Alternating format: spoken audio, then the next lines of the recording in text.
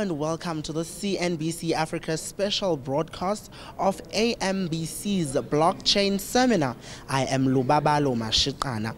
Over the next 15 minutes, we will be taking a look at what AMBC was trying to convey through this blockchain seminar, which is the launch of Africa's first digital currency, the Afri-Union coin. And also, we'll also see on the highlights the opening address by South Africa's former President Kgalema Motlanthe, and many more of the exciting events that took place on the Monday of the 15th of October 2018. Let's have a look. Mine really is to welcome all of you. Blockchain applications are almost limitless, and the technology caters to almost all industries, whether, ranging from financial sector, contract arrangements, trade, health, logistics and verification, and identity management systems. With their Africa-centric project of creating a digital payment platform and payment solutions for all of Africa using Afri-Union coin and various other digital currencies and technologies.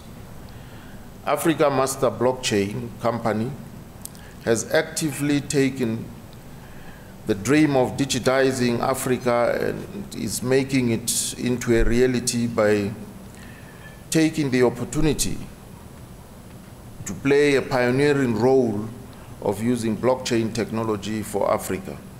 My piece here today is just to explain and introduce our company. Our company called Africa Master Blockchain Company. It's a very young, innovative company that was recently launched, and it has done a lot of work behind the scenes to be where we are today. A special thanks must go to the chairman, Mr. Kwon, and the team, George, Michael. Oh, not George Michael, the singer, obviously. It's George and Michael. Those are the brains behind all this technology and things, bring things together today. This company of ours is just in the process of developing a very powerful coin in the form of a blockchain, where it's going to be operating within Africa and the world at large. I'm here representing a group called Zimbabwe, or Diaspora Infrastructure Development Group, which was formed by Zimbabweans domiciled largely in South Africa, and with the intention of trying to find solutions to help our country, Zimbabwe, in terms of developing its infrastructure. So my conversation is trying to speak more to the uses or the attributes of blockchain, more importantly the African Union coin, and where it applies to hopefully in layman's terms, because also myself, I'm not a blockchain specialist, but will definitely benefit from the blockchain and African Union coin. In Zimbabwe, most have gradually transitioned towards cashless payment solutions, positioning digital currencies such as cryptos as the future of banking and e-commerce. The point to take home for us here is adoption rate of cryptos, Ambassador Kwan, might be high in other countries over the others, depending on the immediate challenges that the country faces from a currency perspective. In Zimbabwe, the key features for a crypto to sell would be it as a store of value, medium of exchange or cross-settlement of invoices, and diaspora remittances. Africa needs blockchain technology and cryptocurrencies more than any part of the world.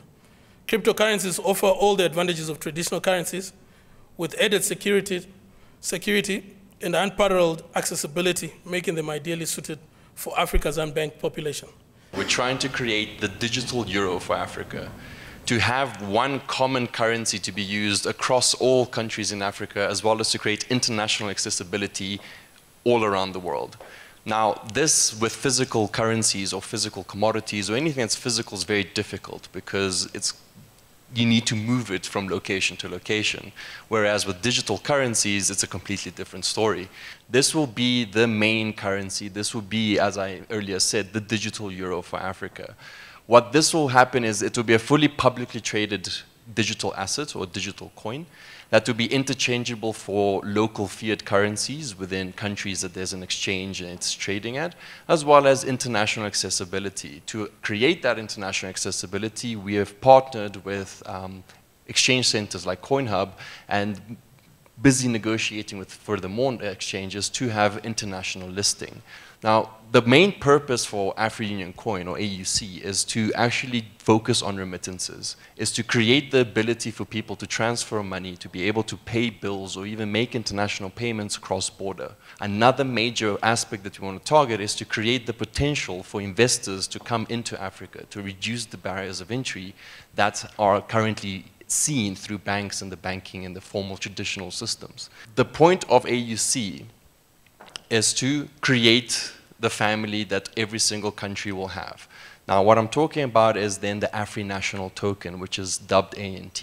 These will be specifically designed for every single African country, meaning that South Africa will have their own South African token, Mozambique will have their own token, and so on.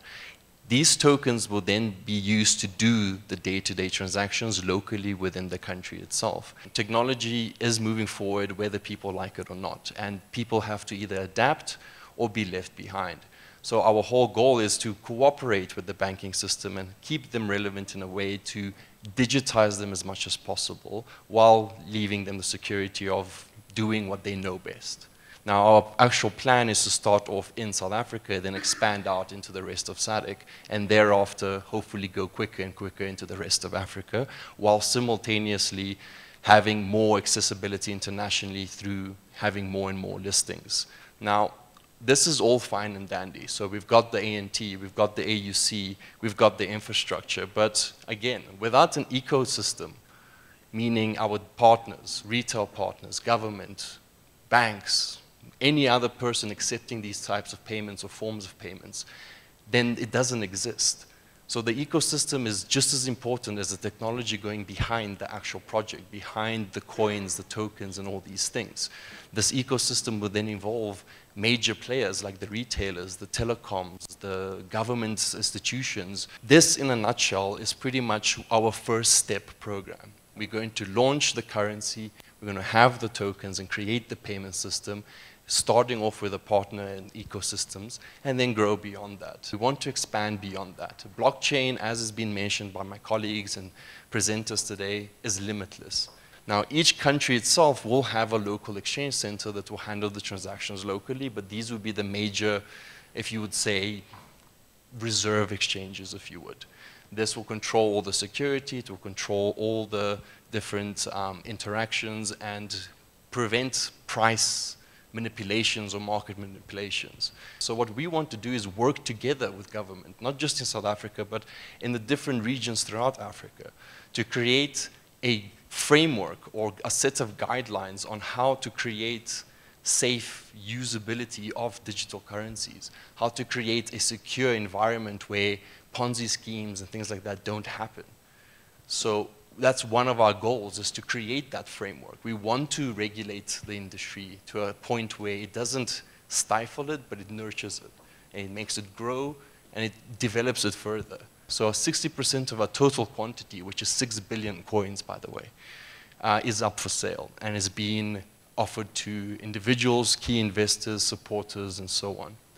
The other 30 will be held by us as a company as a reserve to protect against market manipulations, to protect against price fixing and any other cartels that may form to try and manipulate prices and create bubbles instead of having it as a stable coin. Then the other 5% for core and another 5% for bounty would be then for key investments, key individuals, as well as to create comfort with our partners and our retailers and so on, to become more used to using the systems, the digital assets, and so on. To give you a quick breakdown in terms of our budget spending, as you can see, most of the money that will be raised will be allocated for infrastructure and platform development. Again, it's huge undertakings. But the nice thing is once you have it, you can apply it. Good morning, ladies and gentlemen. It's an honor and pleasure to present to you today. Since the introduction of blockchain technology over the past 10 years, many global companies have been interested in using this environmental infrastructure. Why the interest? At AMBC, we thought of 8 key reasons as to why this may be the case.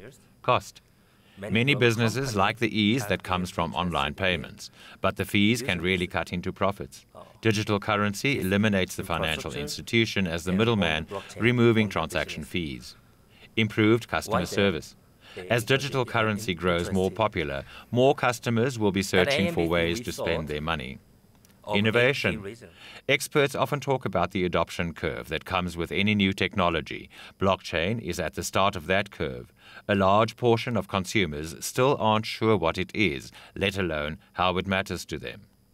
Protection against attack.